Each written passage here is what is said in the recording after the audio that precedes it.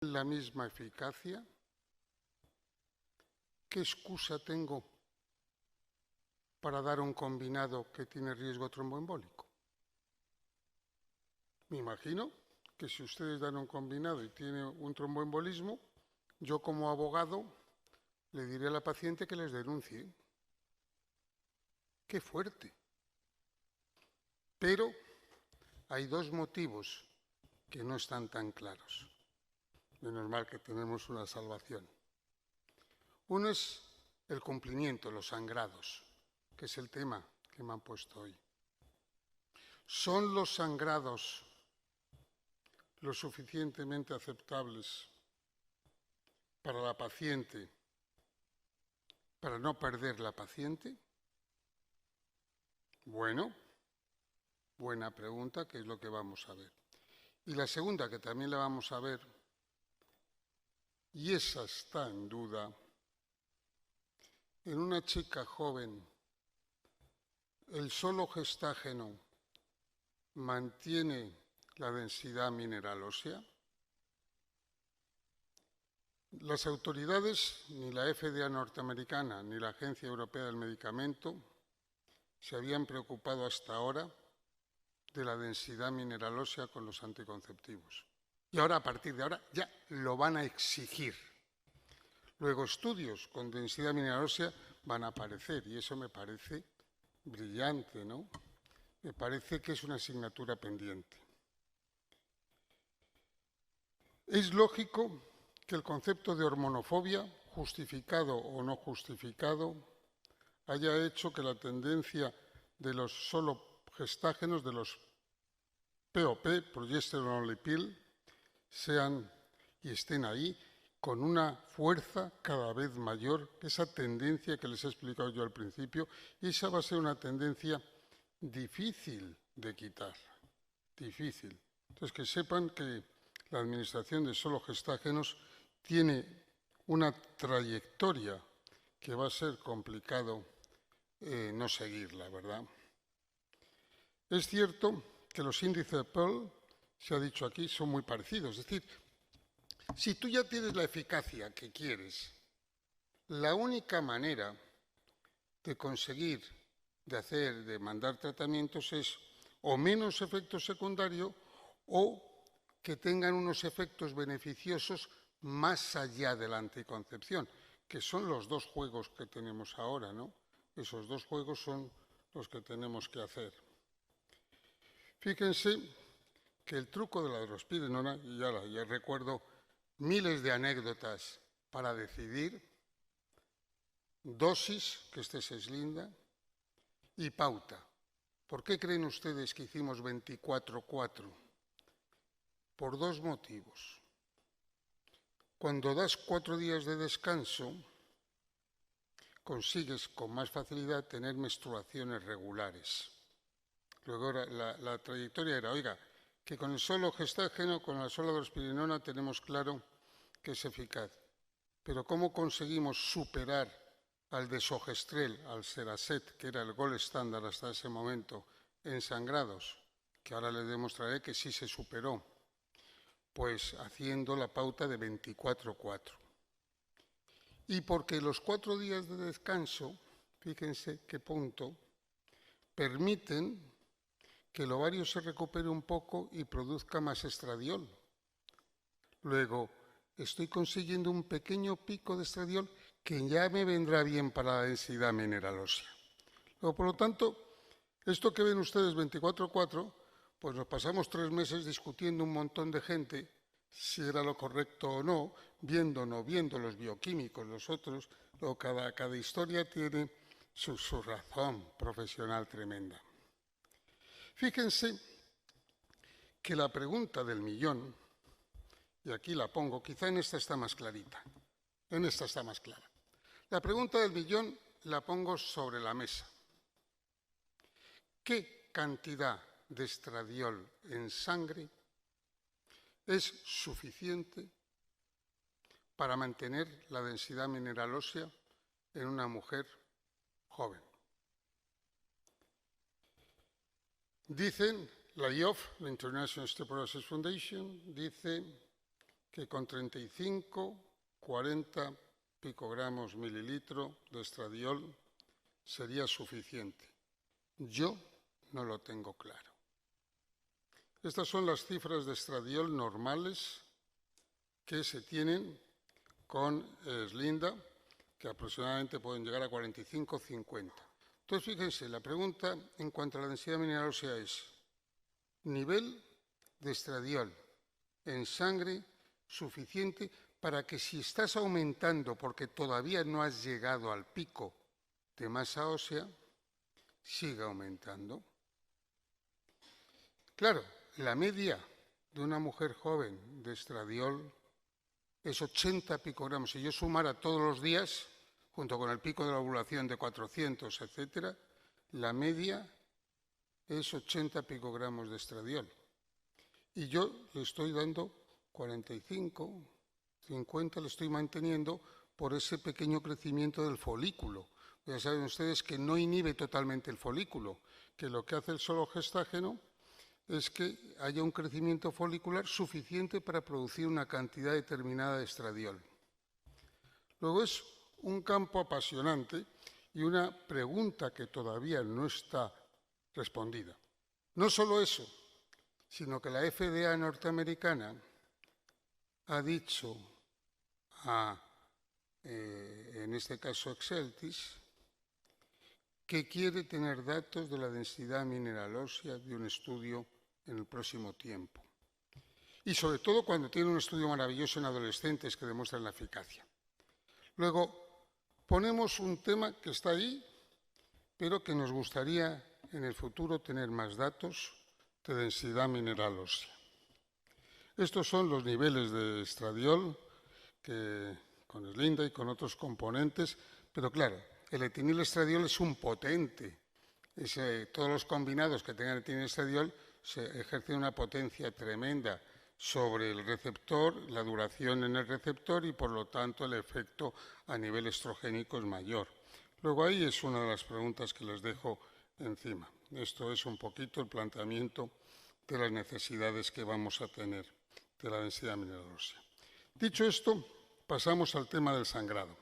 Nosotros trabajamos mucho este tema porque, claro, la verdad es que la vía de demostrar que drospirenona 4 miligramos era superior al desogestrel, al Seracet, era demostrando que tenía un mejor sangrado, porque si no, no estaba muy justificado lanzarlo. Luego, el tema del sangrado era prioritario para nosotros. Para eso, por lo tanto, el concepto del sangrado también tenía muchísimo que ver con la tolerabilidad. Luego había dos temas fundamentales para conseguirlo, porque por muy seguro que sea, si la paciente no lo tolera, pues evidentemente no tendría ninguna solución. Dicho esto, hicimos unos estudios demostrando y también definiendo el sangrado total. Todo esto está publicado en diferentes papers, lo que llamábamos manchado, lo que llamábamos sangrado, es decir, que la definición para intentar estudiar. Hicimos un estudio en Europa que dirigí yo, que es el 302, que fue comparándose directamente con el desogestrel. Era un estudio comparativo directo. Bueno, aquí tienen ustedes que lo primero que tengo que decir que ese concepto de 24/4 nos permite que exista un importantísimo grupo de mujeres con reglas regulares sangrados por ciclo y, por lo tanto, la liberalización de esos 4 días. Muchas veces preguntan, oiga, ¿y si diera Slinda de forma continua? Bueno, se está haciendo los estudios, hay estudios en marcha, para ver qué pasa con la endometriosis, hay estudios en marcha para saber qué pasa con el ovario poliquístico, luego realmente hay mucha actividad a medio plazo.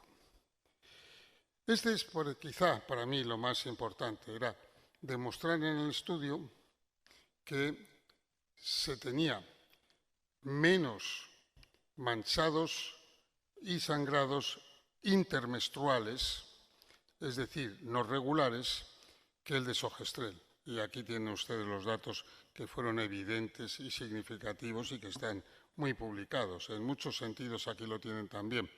En el número de días de sangrado realmente hubo mucho menos en rosa, la drospirenona, versus en azul el desogestrel.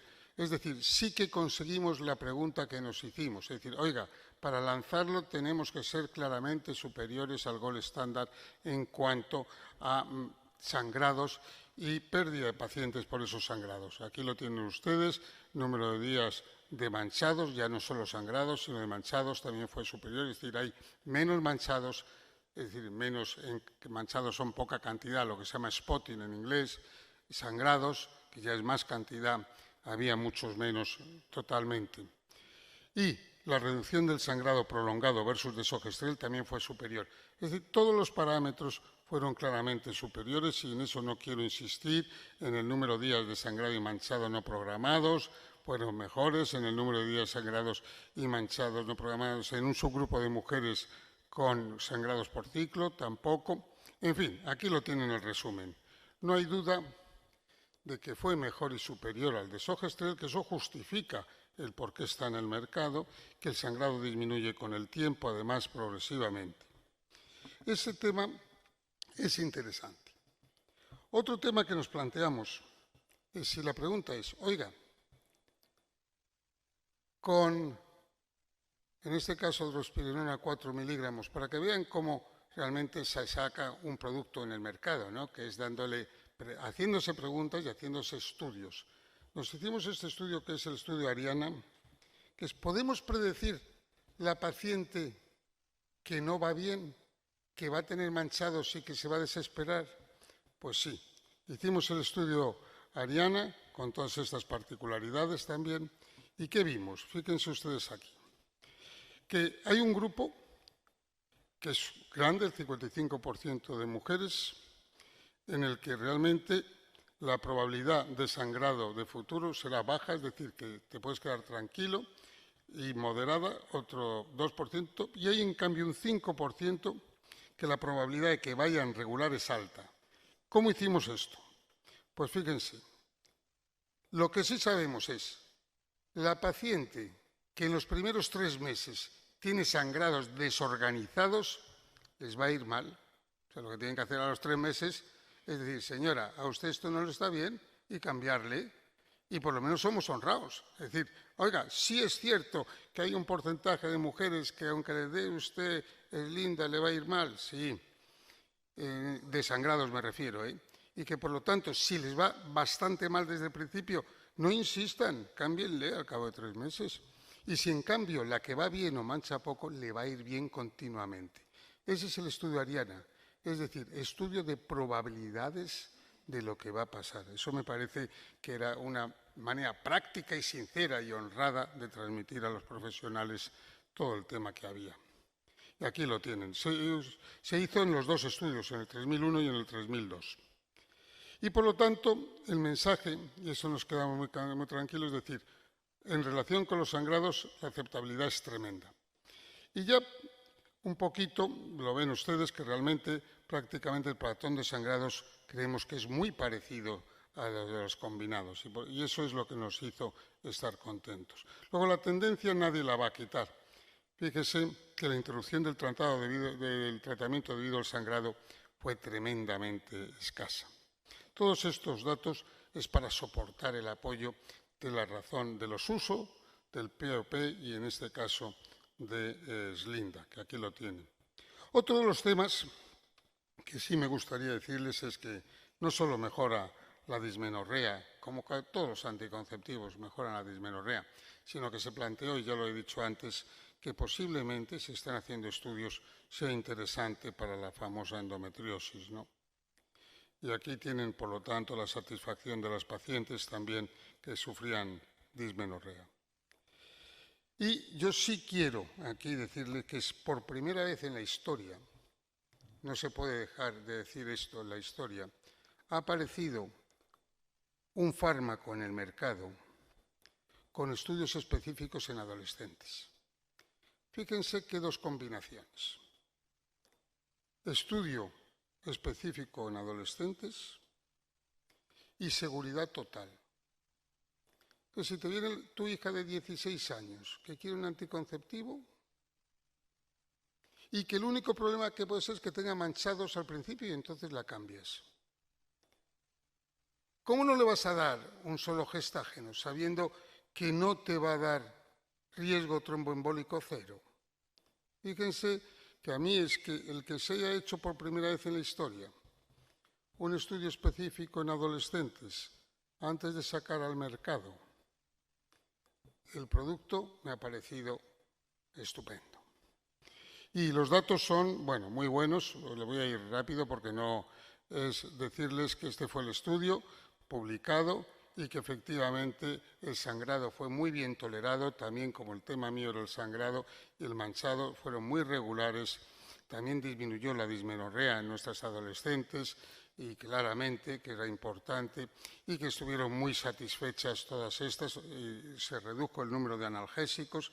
Es decir, el tema para mí es, no sé, que es difícil, sabiendo esa seguridad que tiene, no transmitírselo a tus hijos. Fíjense la aceptabilidad en las adolescentes, un 82.4.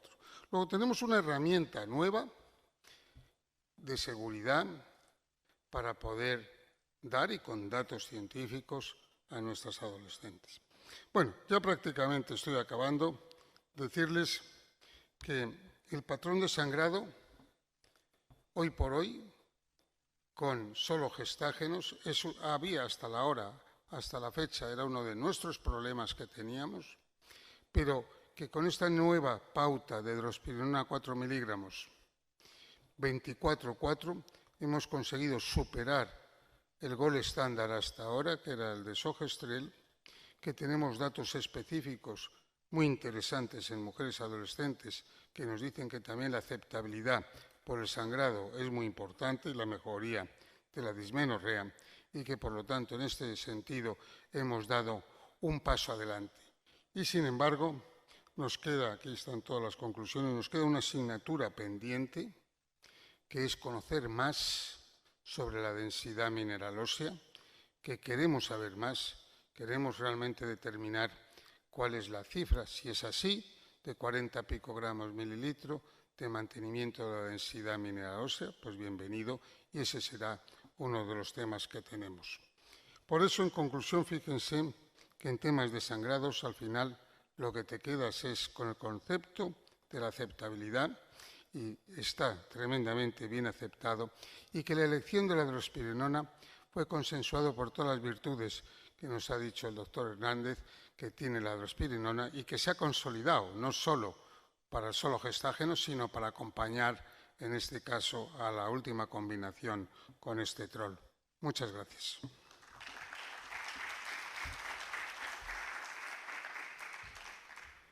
Bueno, agradecer al maestro Palacios. Nos redujo bastante el tiempo y casi ya estamos en orden en ese sentido. Y quiero que Cuauhtémoc Celi Temo pase aquí al frente. Lo vi por ahí. El doctor Temo, que es el que sigue con la próxima conferencia.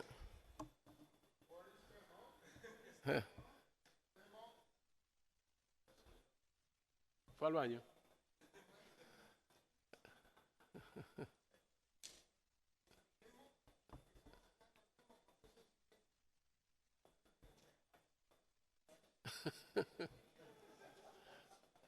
Bueno, lo que Temo viene, si tienen alguna pregunta al maestro Palacios, aprovéchenlo. Sí. Ok, sí. Ya llegó Temo. Temo.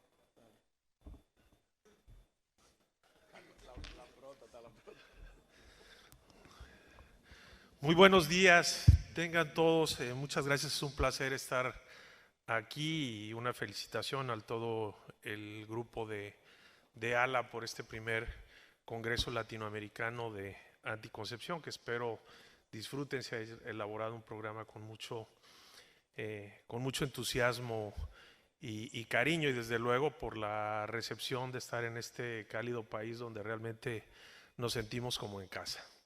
Voy a tener el honor de presentar al siguiente conferencista, Si me pasas la diapositiva, de favor. Él es el doctor Ethan Barnea. Ven ahí solamente 5 líneas de un extenso currículum y creo que hoy, sin lugar a dudas, sin temor a equivocarme, van a tener oportunidad de escuchar a uno de los principales investigadores en el área de reproducción en el mundo. Los trabajos del doctor Barnea realmente han revolucionado esta área y justo por eso quisimos invitarlo a este primer congreso y desde luego estamos muy agradecidos que haya aceptado. Tengo que decirles que él también estaba invitado al Congreso de FIGO en Cartagena, dado que es miembro de uno de los comités principales de FIGO. Él acaba de elaborar la guía de FIGO sobre sangrado, la más reciente que se publicó ahora en el 2022, y la ven, él es el autor de esta guía. Así que bueno, va a ser un honor poderlo escuchar. Ethan es ginecólogo y está certificado por el Colegio Americano de Ginecólogos y Obstetras. Es ginecólogo y biólogo de la reproducción con maestría y doctorado por la Universidad de Yale en Estados Unidos. Y como mencioné, es investigador y trabaja en la ciudad de Nueva York. Es miembro del Comité de Cuidado Materno y Neonatal de FIGO desde hace 7 años y es autor y coautor de más de 400 publicaciones de alto impacto, publicado en revistas que seguramente Lancet llama New England y algunas otras, que son revistas de mucho peso internacional. Fundó en 1996 la Sociedad para la Investigación de la Pérdida del Embarazo, que es justo el tema que le hemos pedido que aborde. Y si ustedes por curiosidad lo googlean, bueno, podrán darse cuenta ante la calidad de nuestro invitado. Y ha sido reconocido con diferentes premios internacionales. Así que nuestro agradecimiento infinito por la amistad, por estar aquí. Y desde luego que su plática será en inglés. Sus diapositivas son muy didácticas y prácticas de manera de seguirla, aún para los que no hablamos inglés, creo que es muy entendible. Nuestro agradecimiento, doctor Barnea, y le pedimos que dé su conferencia. Muchas gracias.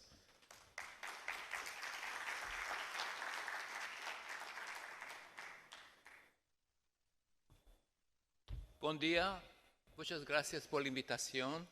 Yo puedo hablar español, pero muy poquito. Yo hablo cada día con mis pacientes, pero la presentación en inglés. Muchas gracias por la invitación, por la organización, doctor Paredes, doctor Celis. Es un ambiente muy amable de Punta Cana. Es visual que la persona está aquí, no está en la playa. Da una buena impresión a mí que la persona va a escuchar que yo voy a hablar de eso. Mi tema es hablar de entender la relación embriomaternal, la parte inicial del embarazo. Una parte de la vida de la mujer quiere embarazar, otra parte de la mujer no quiere embarazar. Yo voy a dar una presentación que habla de si la persona entiende la relación fra embrio y maternal, puede del futuro haber posibilidad de crear algo cuando la mujer no quiere embarazar. Okay, from now on, I'm going to continue in English, but I hope you got my Spanish introduction. So, let's start here. So, the basic idea is to understand embryo-maternal relationship. And my focus was for the last several years to understand how early the mother being aware of the presence of the embryo. Because we speak about start of pregnancy. So for a long time, the thought process was that it's at implantation, when the embryo is really stuck on the endometrium, then there is recognition of pregnancy. And biologically did not make any sense, because once fertilization can happen, it does. Therefore, the mother should be aware what's going on, since almost it's an active process of egg pickup and fertilization. So it is not something that you are become not aware. The second part, which was very important to see, is that when you have in vitro fertilization and you transfer the embryo, takes 4 to 5 days until the embryo is recognized by the mother. So when we look at these things, we start trying to understand why in early pregnancy, why the earliest stages, the communication embryo and mother starts and how early it does. And my work was, let's see, how you advance this one? That one? Okay, very good. So my work was to speak about a reproductive odyssey. Because if we understand one thing, we can understand the intimate relationship between embryo and mother and how it is evolving and what makes success and what makes failure. So if we look at it, we speak about reproductive odyssey because in a way pregnancy is against odds. The loss of chances of having a pregnancy is actually rather low, but on the other hand is quite high. And therefore we're going to speak about embryodromal dominance and signaling. Why the embryo is able to transmit a signal and why the maternal system responds in kind. Because if the embryo is non-viable, there is no reason that the maternal system will respond. And therefore, that my focus was to identify the government signal that's coming from the embryo and leads to maternal recognition. So what I speak about is called translational science. And the question is, ask not what you can do for the embryo, ask what the embryo can do for you. We look at it on that the embryo is a very weak, vulnerable, but extremely potent, because if you think about reproduction, the embryo can implant in the uterus, in the tube, in the abdominal cavity. So it is acting like a parasite. And if you speak about donor embryo, genetically have nothing, but still the success rate is very high. So therefore the embryo has a driving force. But on the other hand, the maternal system has to provide quality control. Either I like you or have a nice day. And therefore that balance between embryo dominance and maternal environment, which is responsive, that's what creates gestation or lack of gestation. So what I'm trying to do is to pursue clinical application, because once you understand that embryo-maternal relationship is very critical, I have identified something called pre-implantation factor. And why it is called pre-implantation factor? It is a peptide coming from the embryo, already the two-cell stage, and initiate the embryo-maternal communication. So the phase 1 is maternal recognition of pregnancy.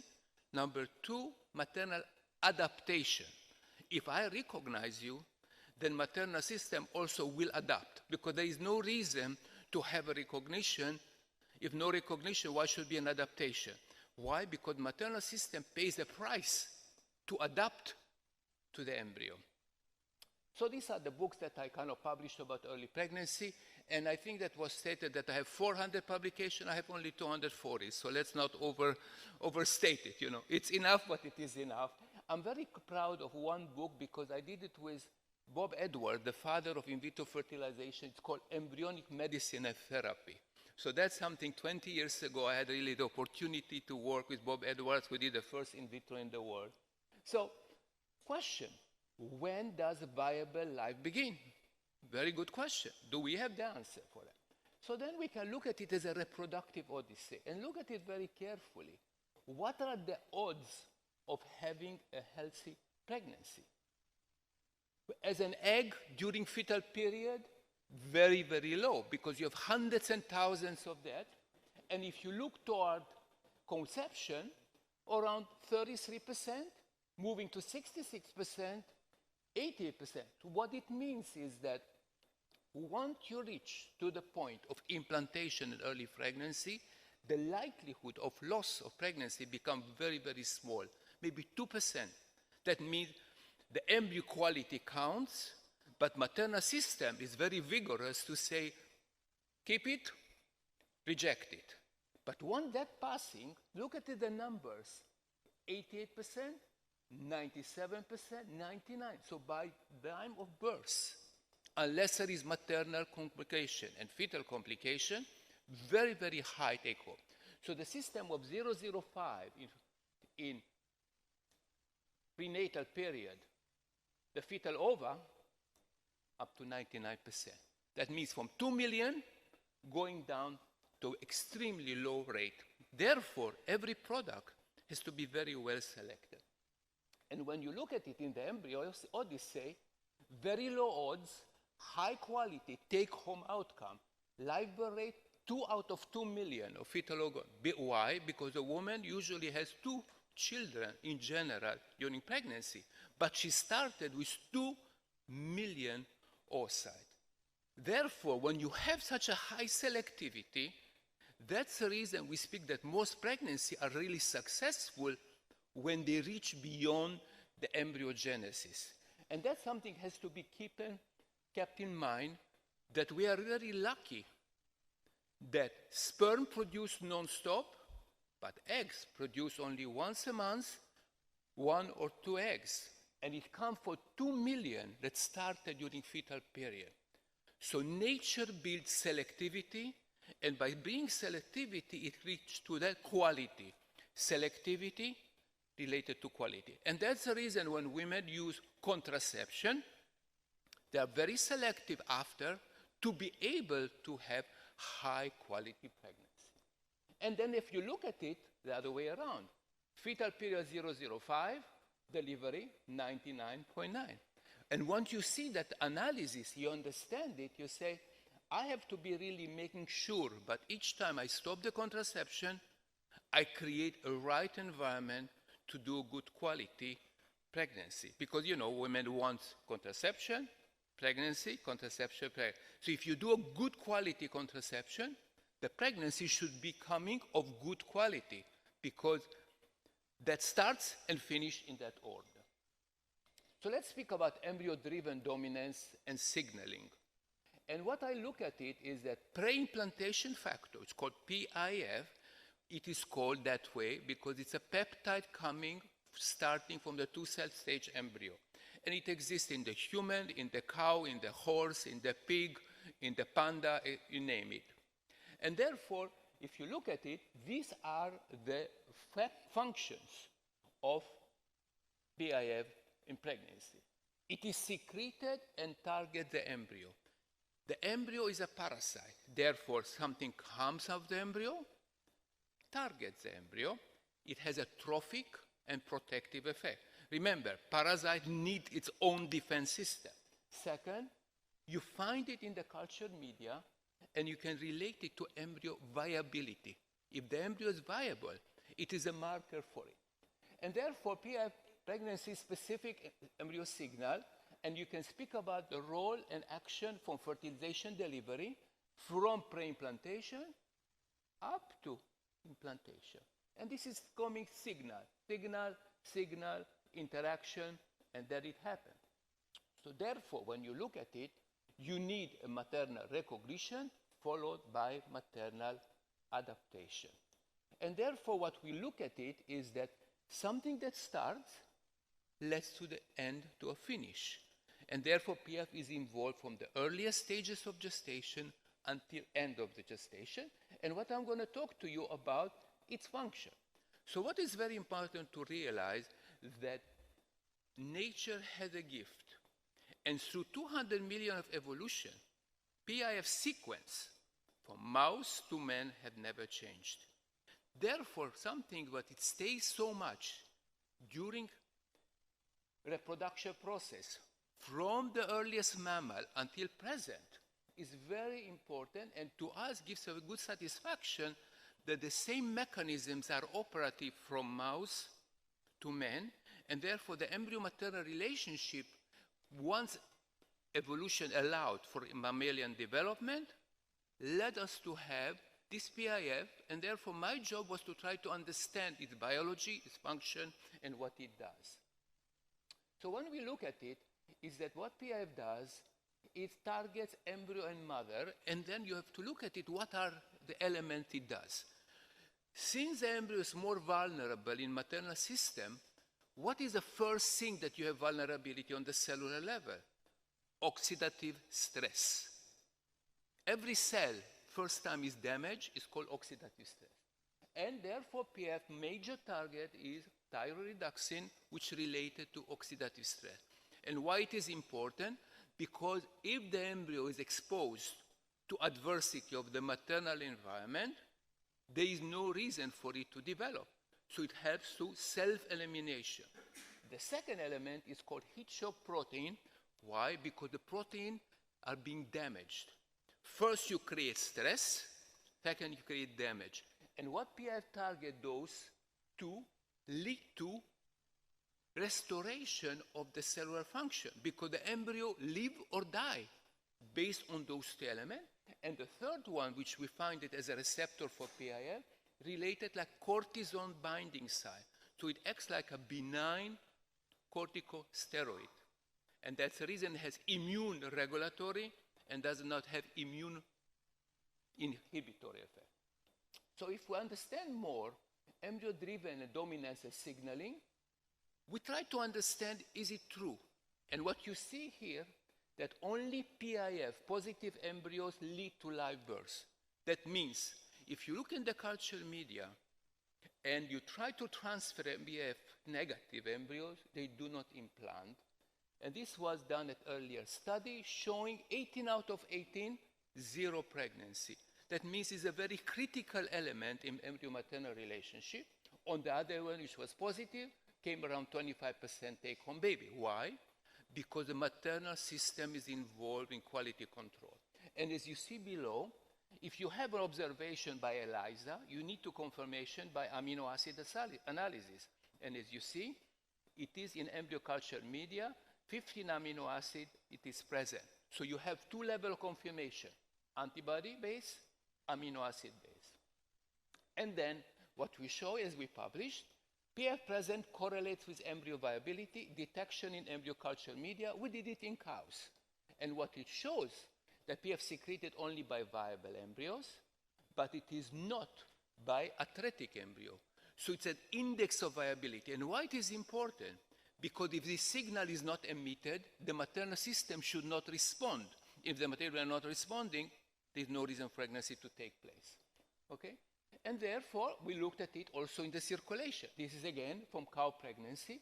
And you see day 10 already, detection correlates and enables function with live birth. Already day 10, the pregnancy may be decided, yes or no. And as you see by day 20, the separation from the upper to the control, almost 95% prediction. So therefore, the destiny of pregnancy happened very early in gestation. And either the maternal system adapt, and then she's really go for it, or it will disappear. And that's the reason that selectivity is so powerful. And therefore, what we look at it now is PIF has local and systemic immune homeostasis. What happens in pregnancy? Do we have immune suppression, or we have immune tolerance? We have immune adaptation. For long, long years, people speak about that the pregnancy is the immune suppressed state. But look at the pigs, look at the horses, look at the cow. When they deliver or during pregnancy, do they get sick? And they eat garbage and they eat a kind? Therefore, the system is immune altered to adapt. But one thing it is not an immune suppressed. Yes, certain viral condition a little more, etc. But actually, pregnancy is not an immune, but it's an immune-altered, immune-adaptive system. That's the reason most pregnancy, when they reach the first trimester, they're very successful until end of pregnancy. And then mammals thrive very well. So what we show that PIF has local and systemic immune homeostasis. It promotes embryo development, autocrine effect, and protect against pregnancy loss. Because the embryo view it as a parasite, and therefore it has to fetch to itself. The maternal system is an only a tolerating environment, but unless the embryo has its own innate force to protect self, pregnancy would not take place. And then, what we look at it, that PSF promotes embryo development, it is actually the original stem cells. It binds to critical proteins in the embryo. And as you see on the upper, PIF, which is fluorescent-based, is uptaken by the embryo. So those targets that I mentioned are specific receptors for protein in the embryo, and it showed that PIF on the lower part, it promotes embryo development. Short-term PIF, put it in the culture media, lead to promotion of embryo to the blastocyst stage. And then what we look at it is protects embryo against adversity. Very important, oxidative stress, recurrent pregnancy loss, and this is the data to support those observations, because if you create an oxidative stress environment and you add PIF, it's protected and let the embryo develop to the blastocyst stage. And also if you take serum of women who have recurrent pregnancy loss and you put it in the cultural media and you add PIF, it negates that activity. So overall, PIF helps the embryo to do better in an adversity of maternal environment. And then, as we look further, we speak about endometrial receptivity. Very important. Think about like this: maternal recognition of pregnancy followed maternal adaptation. What is maternal adaptation? I fertilize this day, takes almost 7 days for implantation. What do? I have to prepare the endometrium for receptivity. Are you receptive or not receptive? And if you're not receptive, nothing can be done. So what PIF does, it promotes endometrial receptivity.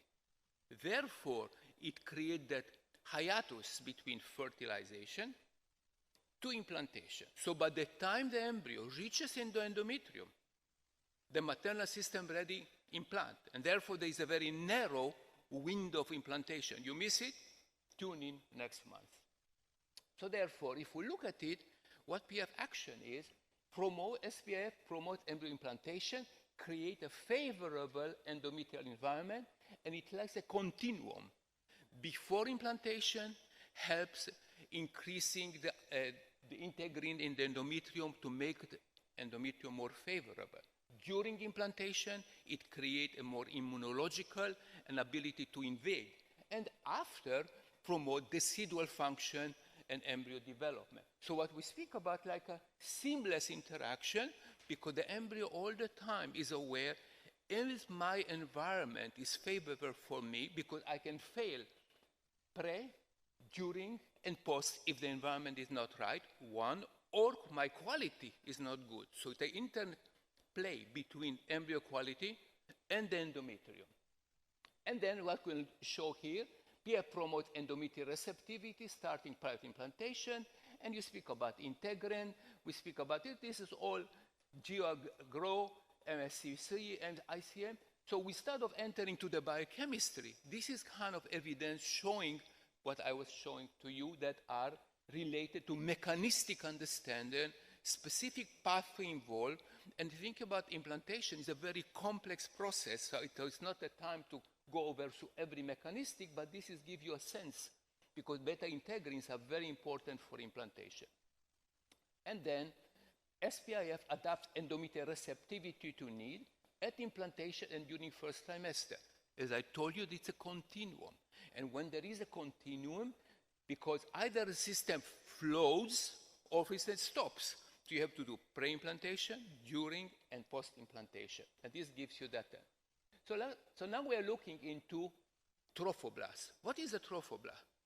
Trophoblast is an almost precancerous structure. It wants to invade and it wants to destroy.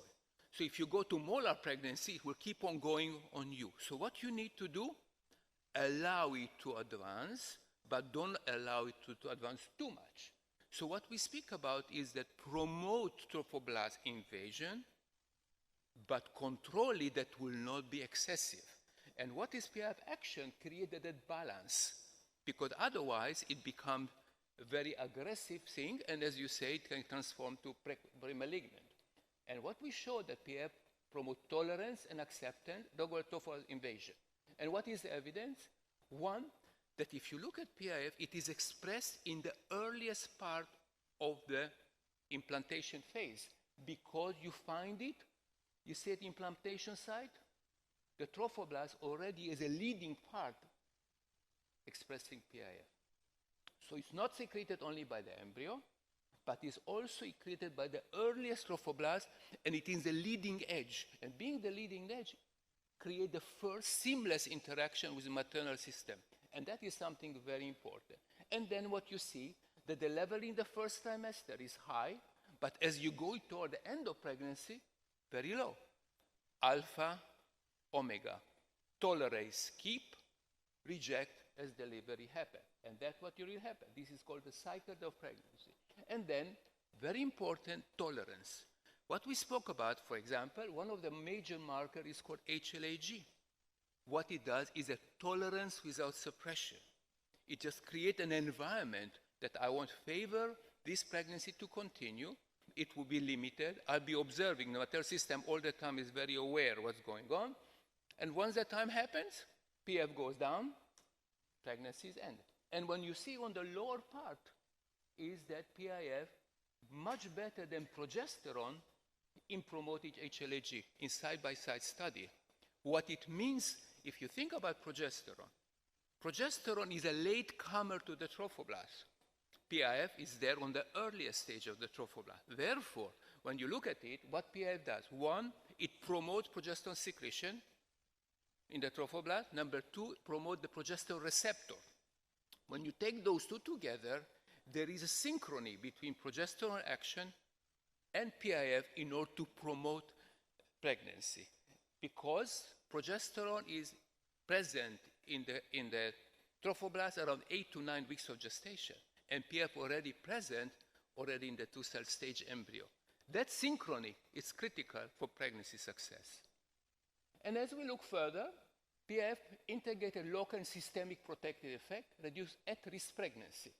And we speak about natural killer cells. You know, recurrent pregnancy, people believe that if you have a high level, and what PIF does, it's reducing cell cytotoxicity and CD69 expression implication for recurrent pregnancy loss. And then it prevents fetal loss, but modulating LPS-induced inflammatory response, and also present in preeclampsia, possibly that has some action to protect as well. So when we look at it like this, SVF prevent maternal hostility to embryo in reducing systemic NK cytotoxicity and target uterine NK cell. So you think about it like this. We have action periphery to reduce NK cells toxicity, but also target locally uterine NK cells. So it's creating a balance, not only one side, because many drugs, if you look at it, they work either one side systemically or locally. And PF has that integrated effect. And here in below that, you see how it's reducing CD69 expression related to NK cell toxicity. The other thing that we can see here is that reduces fetal loss in intact immune system. So if you think about from the early pregnancy, success and failure is driven many times by the embryo, but also the maternal system has to do. Here we speak about a model of intact immune system, and what we found that PF reducing spontaneous threefold and inflammation induced twofold fetal demise. And here speaks about that the action is also local and systemic. It acts on the placenta and also locally acts also in the circulating cytokines and chemokines.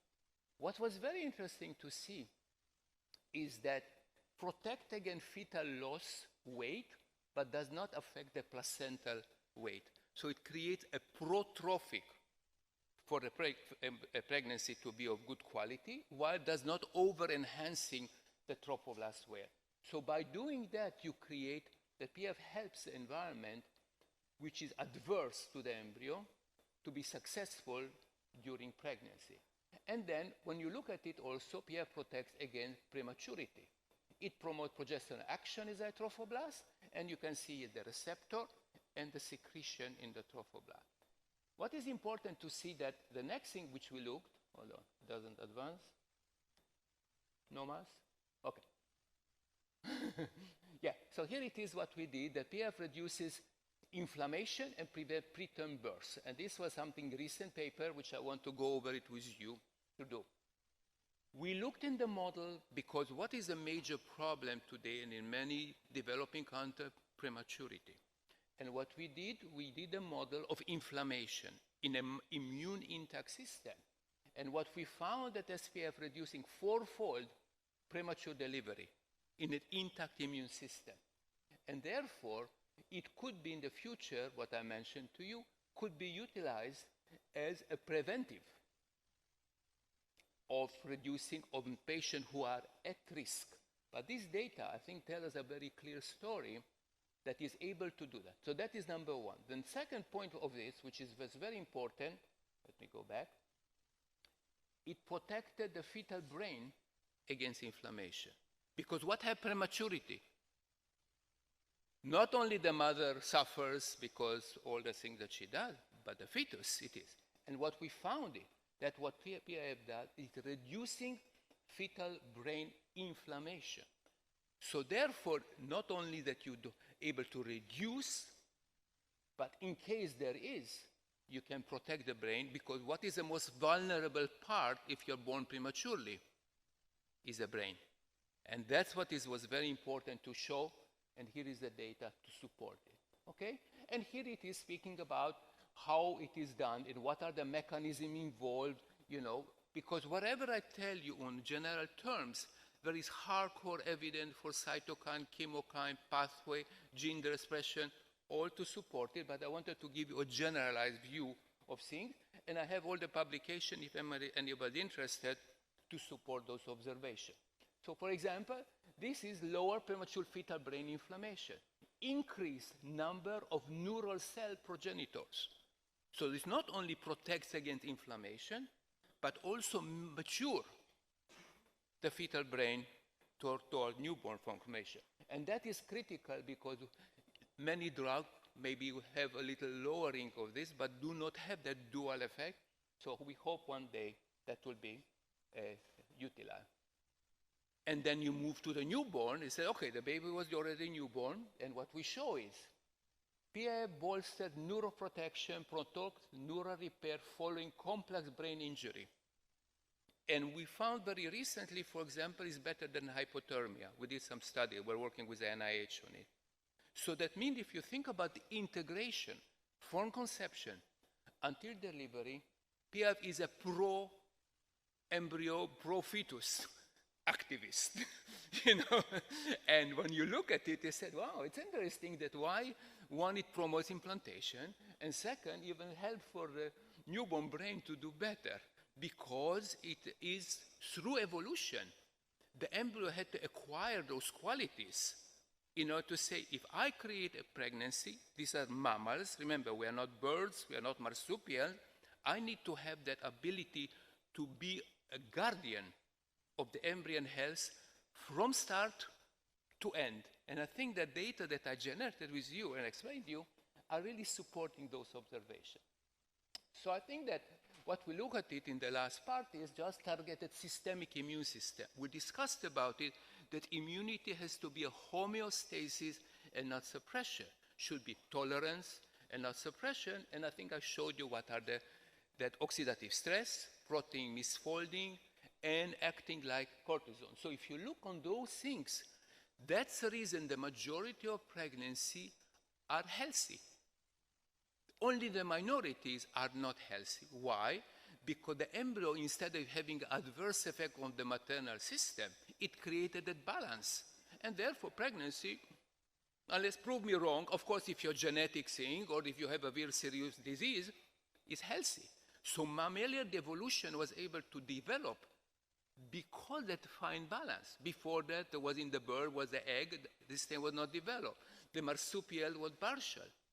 But in mammals, had to have that ability. I carry you, but I am also your friend in the success. You're not only a vehicle of transportation. I don't know how to explain it exactly, but that is very important. So, and this is kind of give you a sense that if we go beyond pregnancy, and we are very lucky that we are able to generate the synthetic PIF, and when you look at it, I'm not going to enter into detail, but there is a whole presentation. It regulates inflammation, immunity, and transplant. Once we understood that kind of critical interaction, and we're able to do the synthetic PIF, we speak about radiation, we speak about graft-versus-host disease, prevent diabetes, brain injury, reverses paralysis. It has so many applications. And those are hopefully, we already finished phase 1 clinical trial with the FDA for autoimmune disease of the liver. And now we are preparing now phase 2 clinical trial for graft versus host disease with major cancer center in the United States, because we've shown safety, we showed efficacy in a whole lot of preclinical model, and then we are ready to go to the next phase of clinical translation, learning from the embryo and applying outside the pregnancy as well. So these are the things that we learned from the immune system. Target immune system in vivo, bind to specific receptor. It acts like a benign steroid, regulate innate and adaptive immunity. You maintain homeostasis, but if the immune system too active, you bring it down. And the effect that I showed you is integrated, is local, systemic. It's true in pregnancy, also in other things to do. And protect the embryo-reducing fetal demise, restores function, and has a regenerative property, because I showed you it promotes neural cells development and that one. So I would like to, this is my conflict of interest, just to understand who I am, and thank you in the name of the embryo.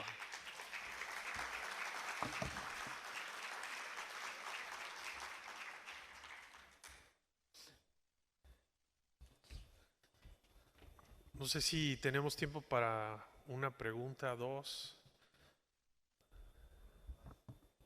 Bueno, de todos modos el profesor Barnea estará aquí si alguien quiere preguntar algo sobre este interesante tópico. Una pregunta.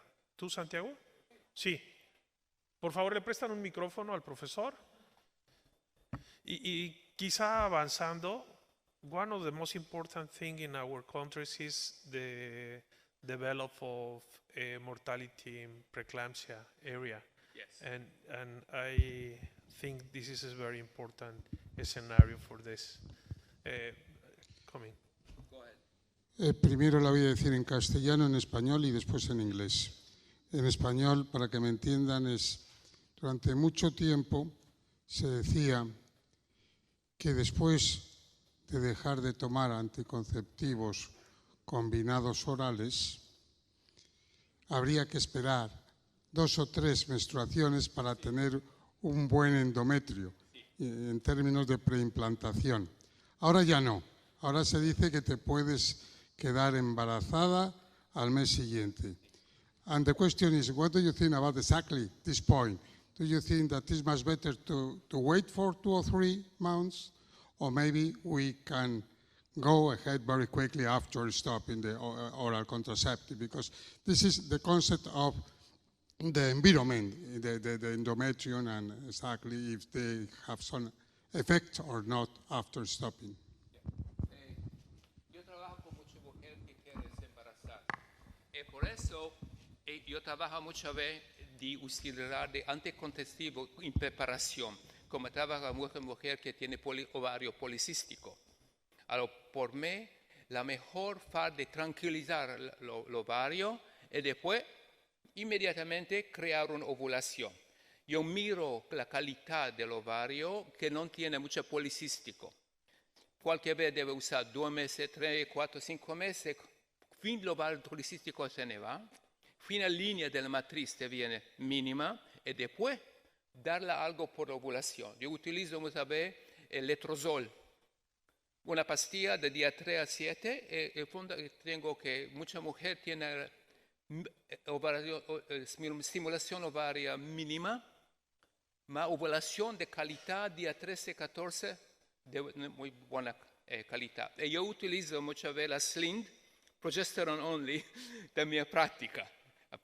Y utilizo Yasmin, que es un efecto antiandrogénico de buena calidad, que trabaja misma forma. Allora, utilizo Yasmin en preparación, baja la actividad androgénica y después inmediatamente lo doy la pastilla por crear ovulación. En modo general tiene ovulación día 13 a 14 del primer día de la menstruación. I hope I was clear.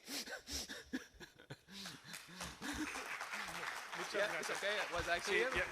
Sí, totalmente claro. Perdón por el tiempo. De todos modos, si alguien quiere preguntar ya en el pasillo en español, el profesor entiende perfecto y adelante. Muchas gracias. Gracias. Thank you.